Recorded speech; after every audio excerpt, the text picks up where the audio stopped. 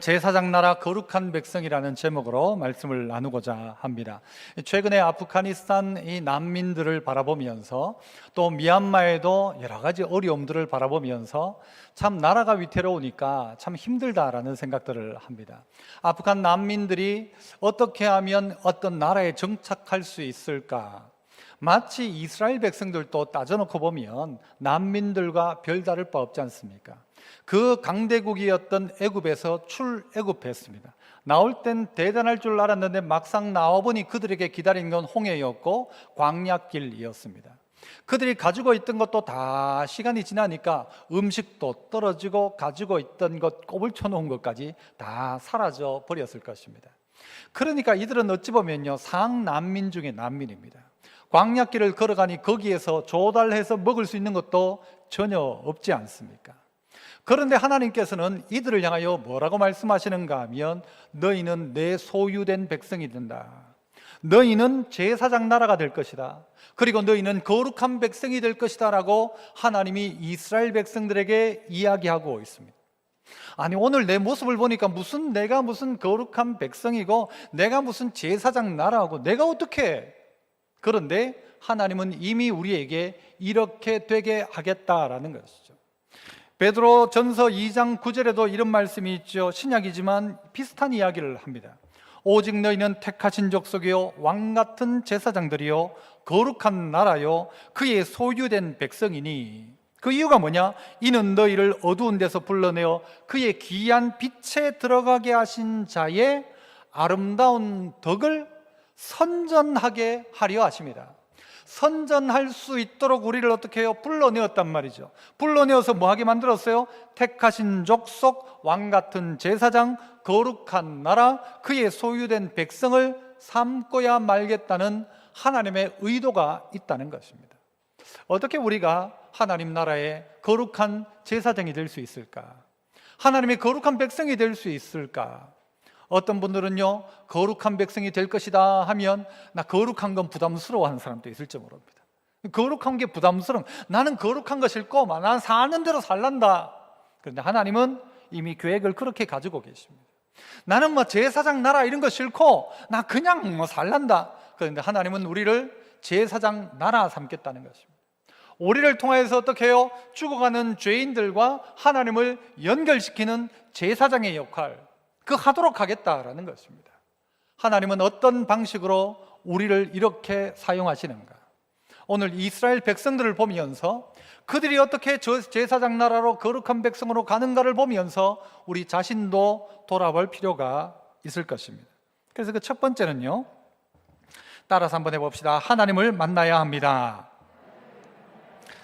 제사장 나라 거룩한 백성 되는 첫 번째 단계는 뭔가 하면 하나님 만나는 것부터입니다. 이스라엘이 출애굽을 하고 난 다음에 이들이 바랬던 1차 목적지가 어딘가 하면 바로 이 시내산입니다.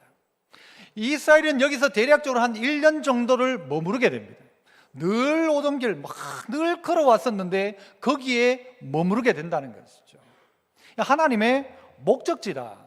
왜 하필 하나님은 시내산일까? 왜 시내산일까?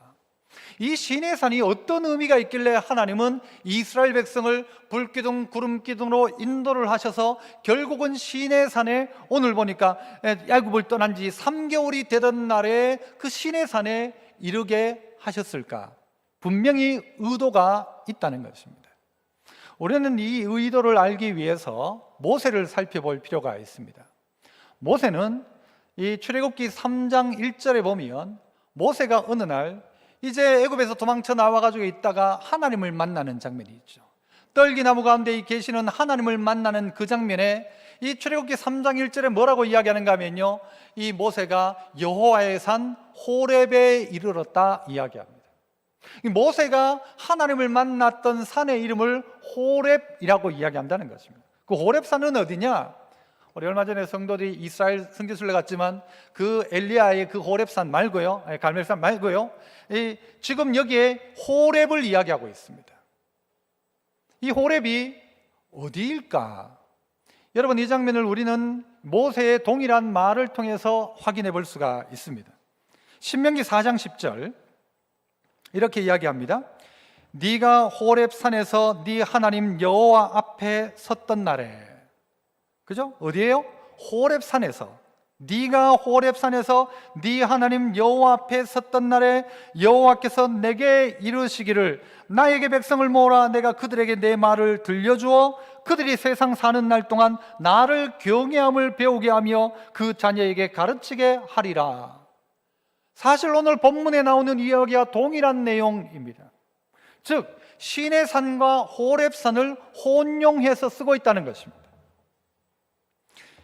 신명기 4장 15절에도 여호와께서 호렙산 불길 중에서 너희에게 말씀하시던 날에, 여기에 너희는 이스라엘 백성을 향하여 하는 신명기의 설교입니다. 여호와께서 호렙산 불길 중에 너희에게 말씀하시던 날에 너희가 어떤 형상도 보지 못하였은즉 너희는 깊이 삼가해라. 즉 모세는 호렙산이란 말과 시내산, 이 두 지명이 사실은 비슷한 것입니다. 같은 것이죠. 우리나라에서 가장 특별한 산이 하나가 있습니다.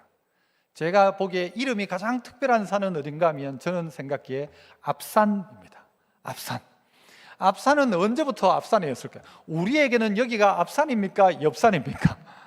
저 청도 쪽에 있는 분, 남향집을 짓고 있는 분에게는 앞산은 뒷산입니까? 앞산입니까?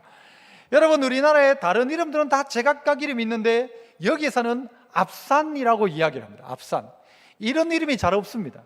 앞산이 있으면 어느 동네 공식 이름이 뒷산공원 또 있어야 될 것이고 옆산공원 또 있어야 안 되겠습니까? 그런데 여기를 앞산이라고 이야기하지만 앞산에도 봉우리마다 사실은 이름들이 있습니다. 산들이 있어도 무슨 산맥이 있고 거기에 무슨 산이 있기도 하죠. 우리가 정확한 시내산의 위치는 아직 잘 모른다가 정답입니다. 하지만 대략적으로 추측을 합니다. 그러나 모세는 이야기하기를 그 산을 호렙이라고 했다가 오늘 본문 가운데는 시내산이라고도 이야기합니다. 시내 광야에 있었던 산. 즉 모세에게 있어서는 이 시내산은 어떤 의미가 있는가? 자기가 하나님을 처음 만났던 그 산이라는 거죠. 내가 하나님을 처음 만났던 그 산, 거기에서 만났던 모세가 하나님 앞에 어떤 명령을 듣습니까? 어떤 소명을 받게 됩니까? 너는 가서 내 백성을 구원해내라, 내 백성을 애굽에서 끌어내라 라는 사명을 받고 모세는 그 일을 감당하게 됩니다. 힘도 없고 나이도 많고 그랬던 모세를 향하여 하나님 부르셔서 내 발의 신을 벗으라고 했던 그 장면 가운데 있었던 이 모세를 이제는 애굽에 보내었다가 이스라엘 백성이 몇 명입니까? 장정만 60만이니까 약 200만 명의 엄청난 무리가 지금 어디요? 시내 광야에 딱 오게 된 것입니다. 모세가 이끈 게 아니었단 말이죠. 하나님이 이끌어서 왔단 말입니다. 와보니 어딘가 하면 거기가 시내 광야였고 거기에서 모세는 다시 한번 하나님을 만나러 산으로 올라가는 것입니다. 성도 여러분, 우리에게도 처음 믿었던 그 현장이 다들 있을 것입니다. 처음 믿었던 현장, 처음 감격의 현장.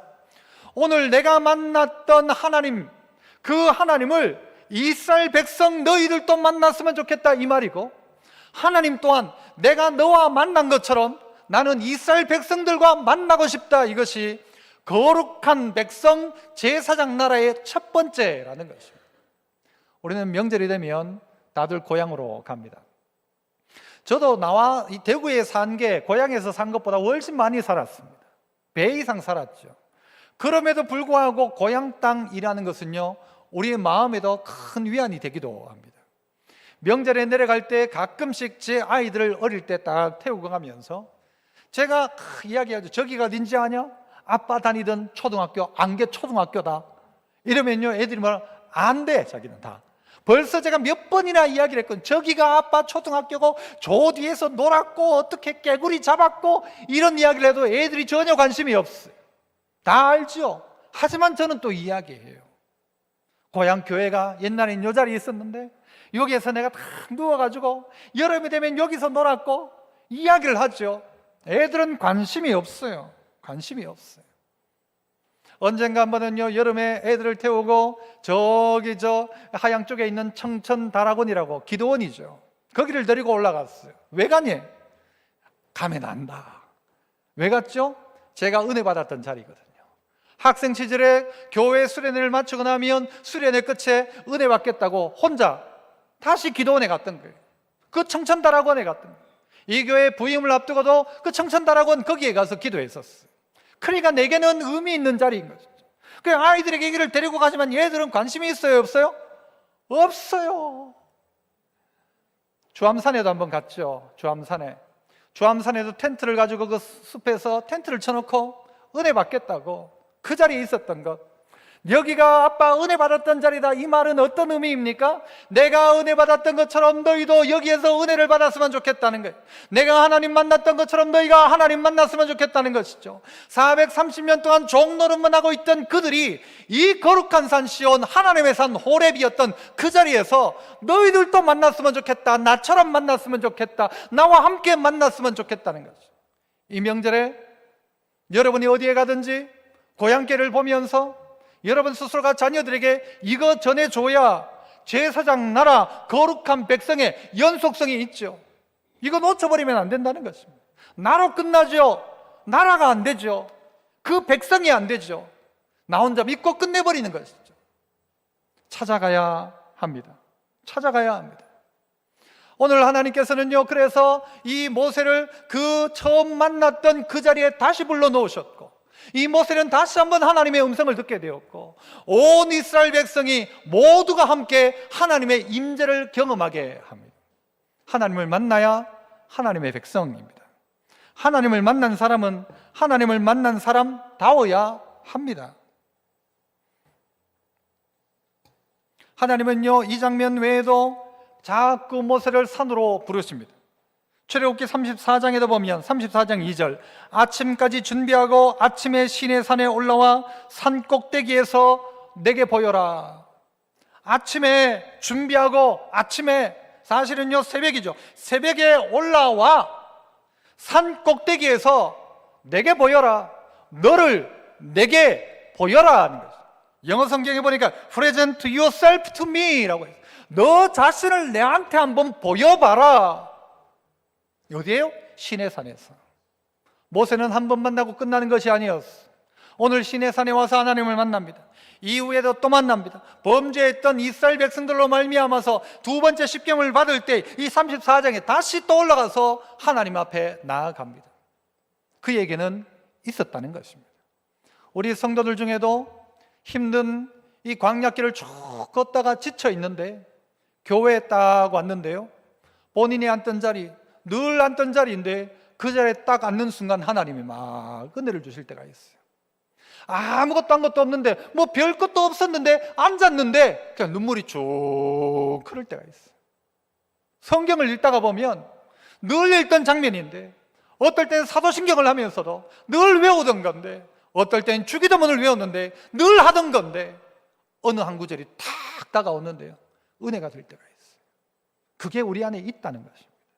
그런 자리가 있다는 것이죠. 그 자리를 찾아야 합니다. 베드로에게는, 그리고 제자들에게는 주님이 부활하시면서 내가 부활할 것이고 그러면 너희가 나와 함께 갈릴리에서 봐야 한다라고 늘 말씀하셨어요. 베드로에게, 제자들에게 갈릴리가 무엇입니까? 예수님과 처음 만났던 자리, 예수님과 기적을 경험했던 자리, 예수님과 함께 거느렸던 자리, 예수님을 깨달았던 그 자리가 바로 갈릴리였다는 거죠. 그러므로 베드로에게 있어서는 이 갈릴리가 마치 신의 산인 것입니다. 주님을 만나는 자리. 여러분에게 이것이 있어야 합니다.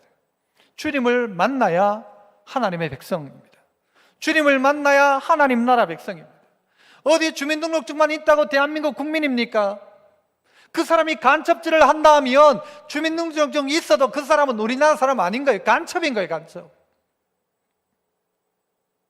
오늘 우리 모두를 하나님의 산 호렙에, 하나님의 산 시내산에 초대하고 계십니다. 올라와라. 너를 내게 보여라. 그리고 나를 만나라. 네만 만나지 말고 이스라엘 백성들도 만나자. 너만 만나지 말고 함께 만나자. 그렇게 우리에게 가르쳐주고 있는 것입니다.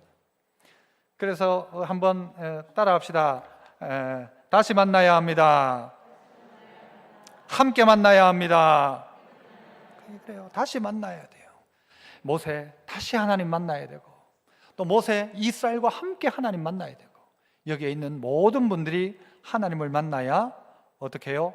제사장 나라 거룩한 백성인 것입니다. 교회에 오지만 하나님을 만나야 합니다. 하나님 저를 만나 주십시오. 제 모난 성격도 마음도 고쳐주시고 하나님 만나게 하옵소서. 하나님 만나게 하옵소서. 그런 이야기들 하지 않습니까? 하나님을 만나면 인생의 방황이 끝나고 참 좋은 교회를 만나면 신앙의 방황이 끝난다. 맞습니까? 여러분 다들 교회마다 이렇게 해요. 자기 교회 이름을 넣어서 하나님을 만나면 인생의 방황 끝난다. 진짜 좋은 교회 만나면 신앙의 방황 끝난다. 이것저것이 아니라 신앙으로 정착한다, 잘한다 라는 것이죠. 하나님 만나야 하나님 백성, 하나님 나라 백성입니다. 이번 명절에도 아무쪼록 여러분 때문에 다른 누군가가 하나님 만나는 시온산에 올라가는 역사가 여러분에게 있기를 축복합니다. 두 번째는요, 한번 따라 합시다. 하나님을 알아야 합니다. 제사장 나라와 거룩한 백성 되기 위한 두 번째인 것이죠. 하나님을 알아야 합니다. 하나님을 알아야 합니다. 하나님을 만났다 하면 그 다음은요, 하나님을 알아가는 것입니다. 하나님을 알아가야 합니다. 오늘 하나님이 무엇이라고 말씀하고 있는가? 4절부터 보시면 내가 애굽 사람에게 어떻게 행하였음과 이걸 백성한테 다 이야기하래요. 모세 너는 지금 가서 백성들에게 이런 이야기를 다 해라. 어떤 거? 애굽에서 사람에게 어떻게 했는지 하나님이 10가지 재앙을 내리셨던 그 장면들을 다 이야기해 주라는 거예요. 그래 다 알아야 된다는 거예요. 다 알고 있지만 다시 한번 듣게 하라는 거예요. 또 내가 어떻게 뭘 가지고요? 독수리 뭐로? 날개로 너희를 어떻게? 업어서 내게로 인도하였음을 너희가 뭐했다? 보았느니라. 너희가 다 봤지 않냐? 내가 어떻게 애굽에 행하였는지, 그 10가지 재앙이 어땠는지, 6월절에 그 장자의 죽음을 넘어서는 6월절이 어떤 의미였는지 봤지 않냐? 그리고 출애굽과 홍해를 걷는 것 너희가 봤지 않냐? 따라오던 애굽의 군대가 수장된 것 너희가 봤지 않냐? 홍해를 건너고 난 다음에 춤추며 찬양했던 것 너희가 봤지 않냐? 쓴물이 나던 그 마라를 바꾸어서 단물로 바꾸었던 건 너희가 봤지 않냐?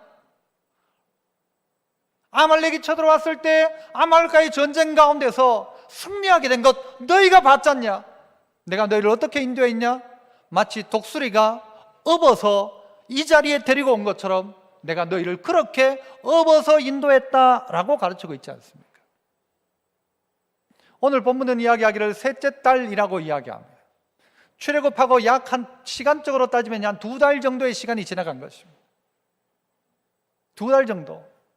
여러분 이 시간 동안에 여러분은 어떻게 해요? 다 없어집니다. 말씀드렸듯이 먹을 것 없어졌고 이미 진작에 끝났고 가지고 있던 것 다 떨어졌고 숨겨두었던 것, 꼬물쳐두었던 것 다 떨어집니다. 그리고 그들이 도착했던 곳이 어딘가 하면 시내 광야라는 곳에 도착합니다.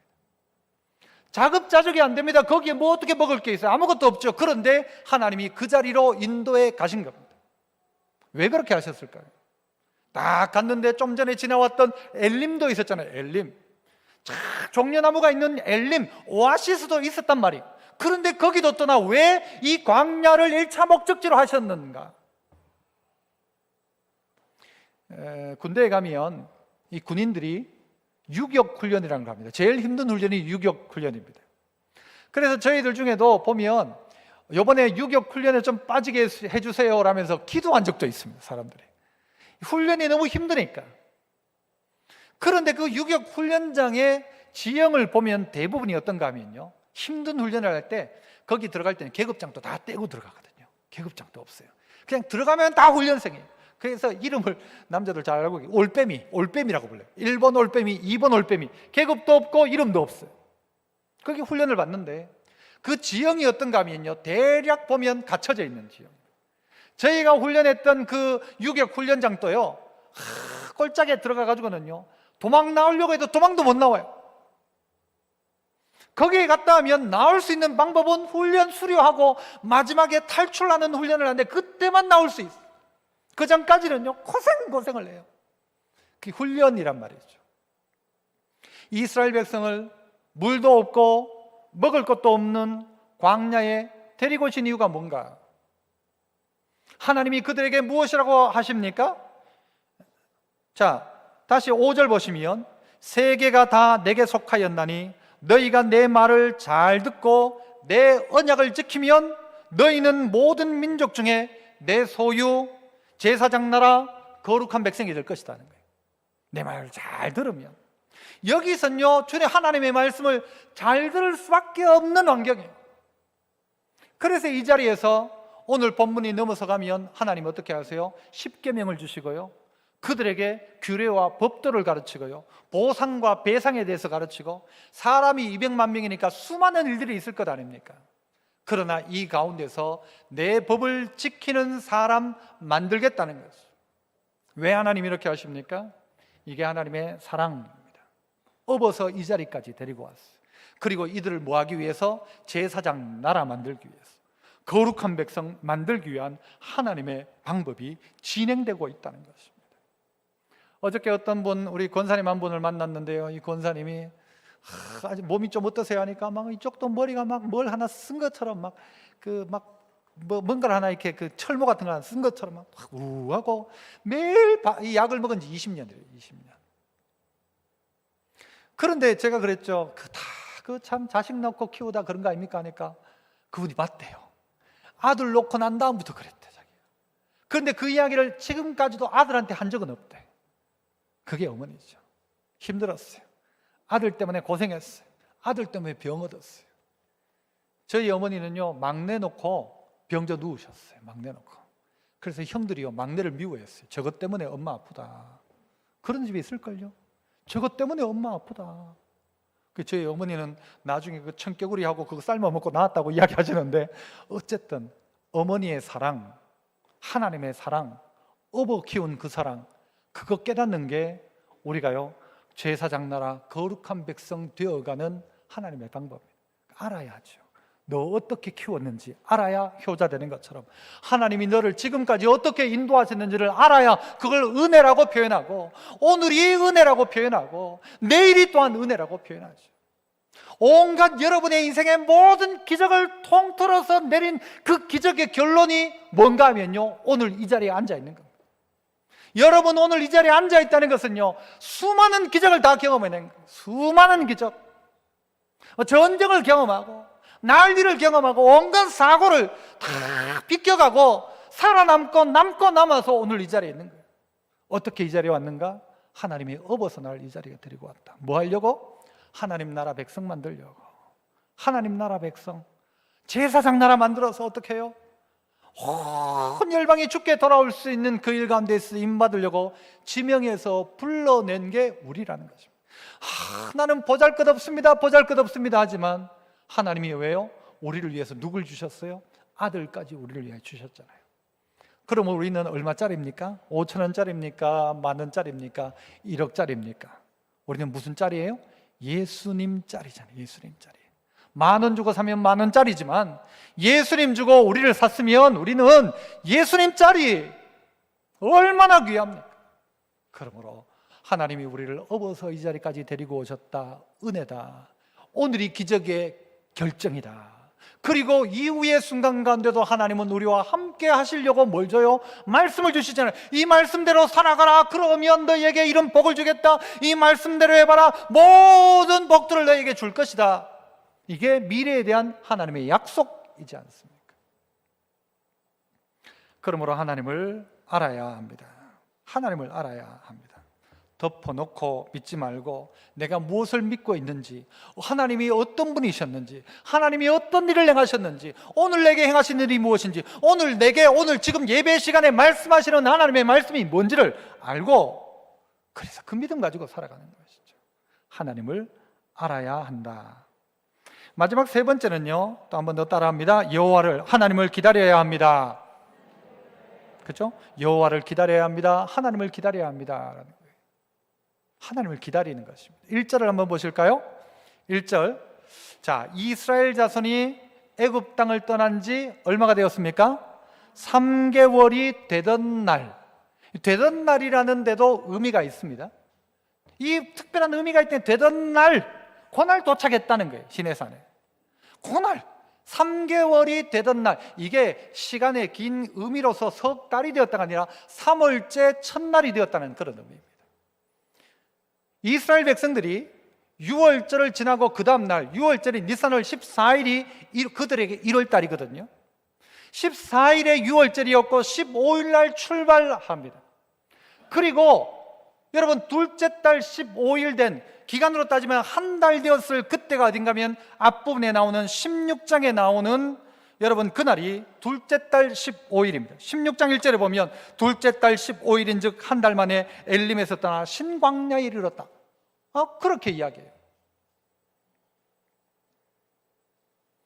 그러니까 지금은요, 석 달째 되어지는, 그러니까 3월 첫날이 되었다는 것입니다. 자, 그러면서 11절, 자, 준비하게 하여라고 해요. 하나님께서 첫날에 모세에게 이야기하셔가지고 이틀 동안 오늘과 내일 너희는 옷을 빨고 성결하게 하고 준비해라. 무슨 준비? 하나님을 만날 준비를 하라는 것이죠. 준비를 해라. 옷도 빨아라. 성결하게 해라. 여자도 가까이 하지 마라. 그렇게 하고는요, 다 11절 보시면 준비하게 하여 몇째 날을? 셋째 날을 어떻게 하게 해라? 기다리게 해라. 여러분, 주일 예배를 기다리십니까? 그래 말해야 될 거예요, 그죠? 기다려야 합니다. 기다려야 합니다.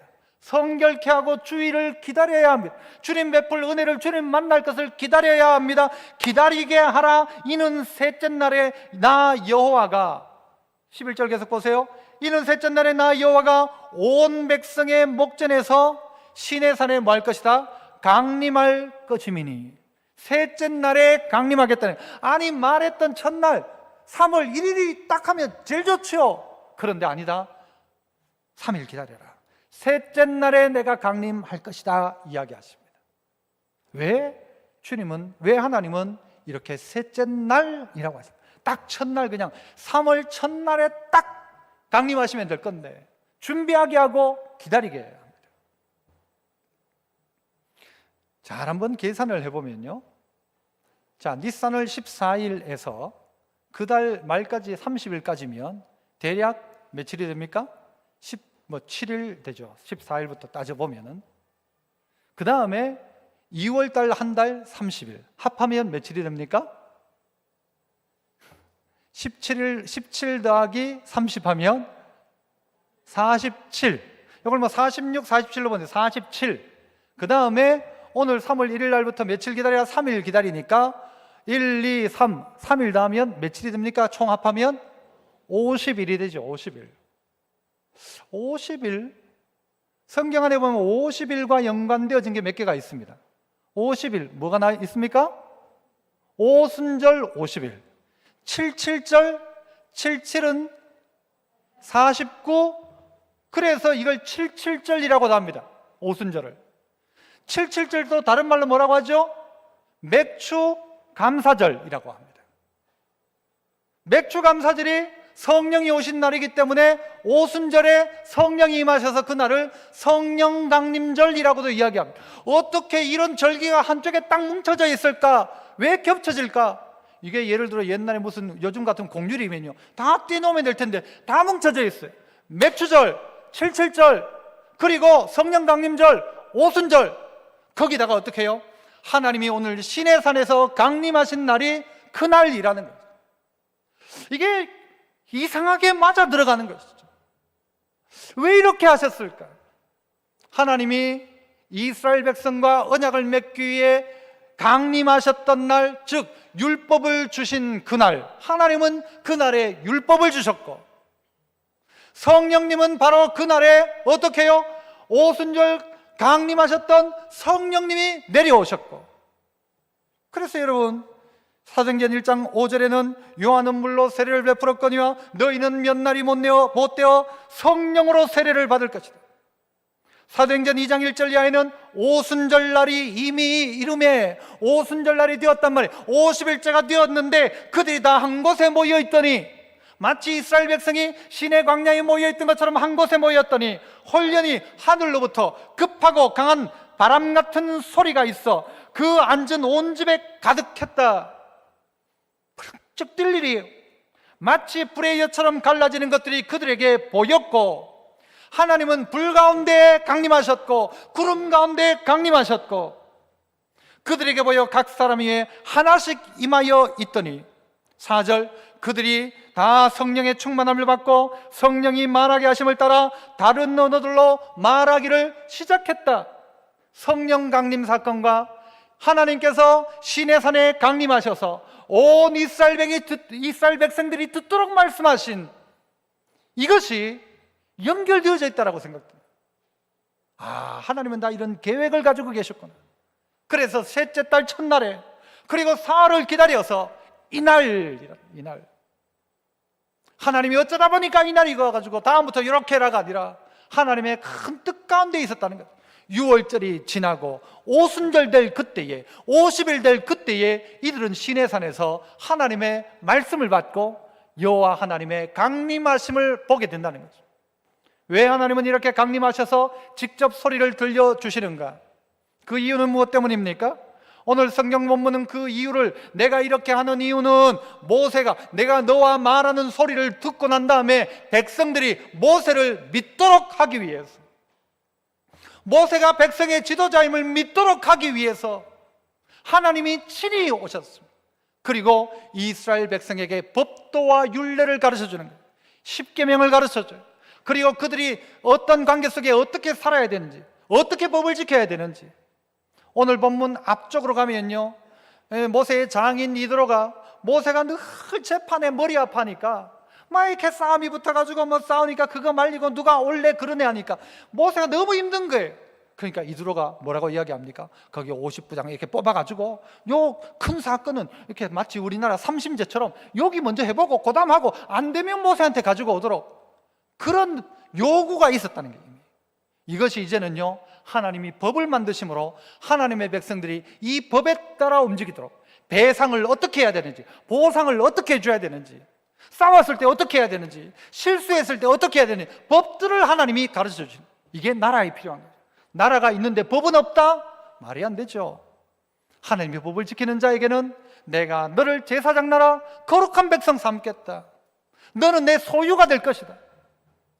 더 나아가 이것으로 하나님 나라를 만들어 가시는 것이죠.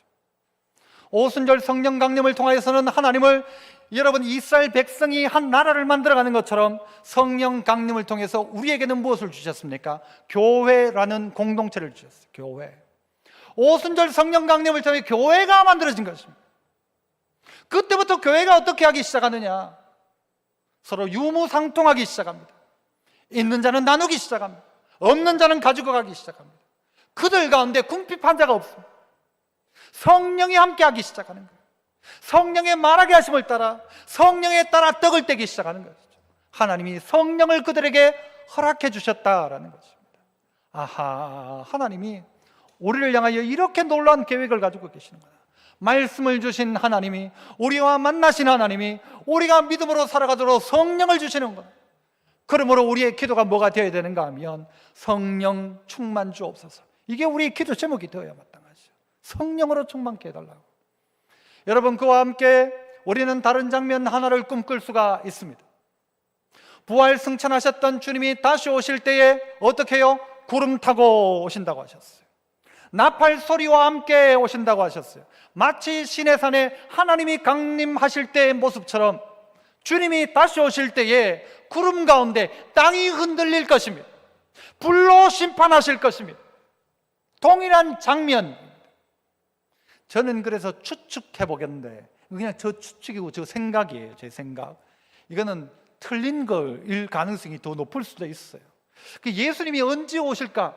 이런 분위기라면 이 50일째 될 때에 하나님이 강림하셨고 이 오순절에 성령이 강림하셨다면 예수님도 오실 것 같으면 이왕 요래에 맞추면 안 좋겠나, 제 생각. 몰라요. 아무도 모르지만 그럴 수도 있지 않겠나. 하나님도 그때 우리에게 강림하셨고 성령님도 그렇게 시간을 맞추셨다면 예수님도 그렇게 오셔도 좋겠다 싶어요. 좋겠다. 그런데 우리의 뭐예요? 우리 백성이라면, 제사장이라면, 거룩한 백성이라면 기다려야 한다는 것이죠. 사흘을 기다리라 하고 하나님의 강림을 경험했던 것처럼 오늘 우리 이스라엘 백성들이 오순절 성령 강림이 될 때까지, 성령이 오시기까지, 보낸 그이가 올 때까지 기다려라 할 때, 전심으로 기다려가 있을 때 성령이 임한 것처럼 오늘 이 시대를 살아가고 있는 성도들아, 기다려라. 딴 것 보지 말고 기다려라. 꼬불쳐 두고 있는 거 꺼내가지고 그걸로 버티려고 생각하지 말고, 어떻게 하면 하나님 말씀대로 살까? 언젠가 우리의 연수는 다 하고 유통기한도 끝나고 먹을 것도 떨어질 그날, 먹을 게 있어도 못 먹을 그날이 오게 될 그때에, 우리 것으로 되지 않는 날이 올 그때에, 그 광야 신의 광야에서 하나님 만나고 하나님으로 말미암아 살아갔던 것처럼 우리들도 이 광야 같은 세상 속에 세상이 아닌 하나님을 꼭 붙들어야 하는 것이죠. 다시 오실 주님, 우리에게 이미 보내주신 성령님, 하나님이 이미 우리에게 주신 하나님의 말씀, 이거 붙들고 살아가는 것이죠. 이게 제사장 나라고, 이게 거룩한 백성이라는 것입니다. 주님 그날 다시 오십니다. 그날 우리는요, 주님을 맞이하게 될 것입니다. 기다리던 자도 주님을 만날 것이지만, 기다리지 않던 자도 예외됨이 없이 심판의 주님을 만나게 될 것입니다. 믿음의 성도 여러분, 이스라엘 백성은 그래서 이 시내에서요, 이 시내 광야에서 1년 동안, 약 1년 정도를 머무르면서 거기에서 하나님이 성막을 짓게 하고 한 나라의 구체적인 것들을 만들어서 하나님 나라로 준비되어서 행진을 하게 됩니다. 오늘 우리 행진도 그래야 하여야 합니다. 교회 안에서 하나님 나라가 이루어지는 것이죠. 교회 안에 하나님 나라를 꿈꿔야 하는 거죠. 그리고 있다가 우리의 행진 끝에 그 영원한 하나님의 나라에, 그리고 우리의 진정한 제사장이신 주님을 보게 될 날이 우리 가운데 오게 될 것입니다. 아무쪼록 믿음으로 살아가는 성도들 되어 하나님의 거룩한 백성, 하나님의 제사장 된 나라, 하나님의 소유된 백성으로 살아가는 은혜가 여러분 모두에게 있기를 축복합니다.